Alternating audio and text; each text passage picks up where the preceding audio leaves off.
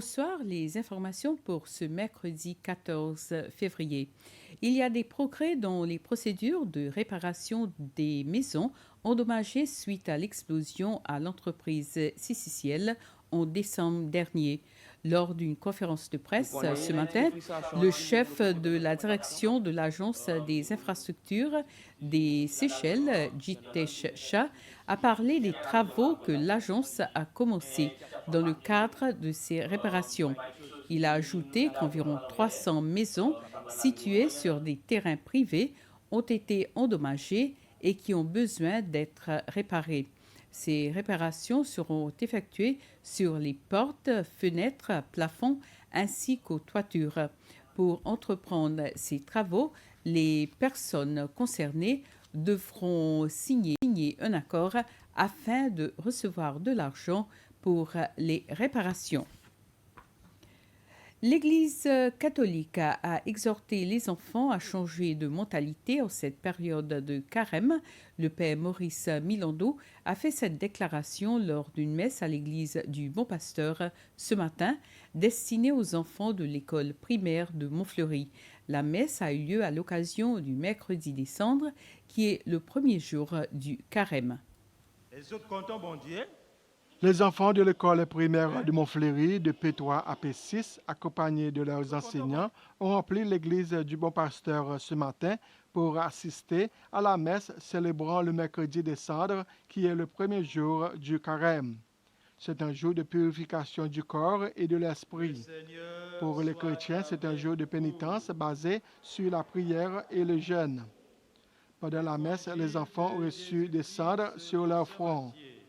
La période du carême permet aux chrétiens de reconnaître leurs erreurs et de demander pardon. Les cendres que les prêtres mettent sur le front des fidèles proviennent des rameaux brûlés. Ces rameaux avaient été utilisés lors du dimanche des rameaux l'année dernière. Dans son homélie, le père Maurice Milandou a exhorté les enfants à changer de mentalité et à devenir de bons chrétiens. Au cours de cette période de 6 semaines de carême, les chrétiens observent généralement des temps de sacrifice, des prières et d'autres activités religieuses menant à Pâques, le jour de la résurrection de Jésus-Christ.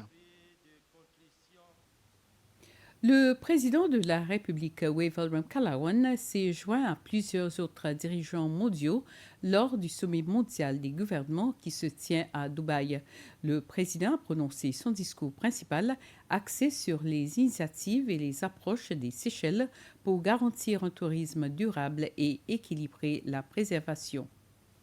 Dans son discours aux dirigeants mondiaux lors de l'événement, le chef de l'État a souligné le rôle central que jouent les Seychelles dans la conservation en mettant en œuvre diverses initiatives.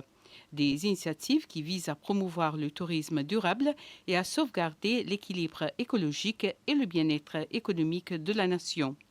Il a évoqué l'économie bleue, le label de tourisme durable des Seychelles, les sources d'énergie renouvelables et la participation communautaire, entre autres initiatives importantes. Au cœur de l'approche des Seychelles se trouve son engagement en faveur de l'économie bleue qui comprend la désignation d'une partie importante du territoire marin du pays comme zone protégée, y compris les parcs et réserves marins. L'autorité de santé publique demande au public de pratiquer des niveaux élevés d'hygiène car cette pratique est essentielle pour prévenir des épidémies de maladies telles que le choléra dans le pays. La commissaire par intérim à la santé publique, le docteur Maggie Louange, a déclaré que l'Organisation mondiale de la santé, l'OMS, a averti qu'il y a actuellement des augmentations des cas de choléra dans certains pays d'Asie et d'Afrique. Ce sont les deux continents avec lesquels les Seychelles effectuent des activités commerciales. Le docteur Louange a précisé qu'il n'y a aucun cas de choléra aux Seychelles, mais qu'il est important de rester vigilant. Voilà, c'était notre flash d'information. Merci de l'avoir suivi. À plus.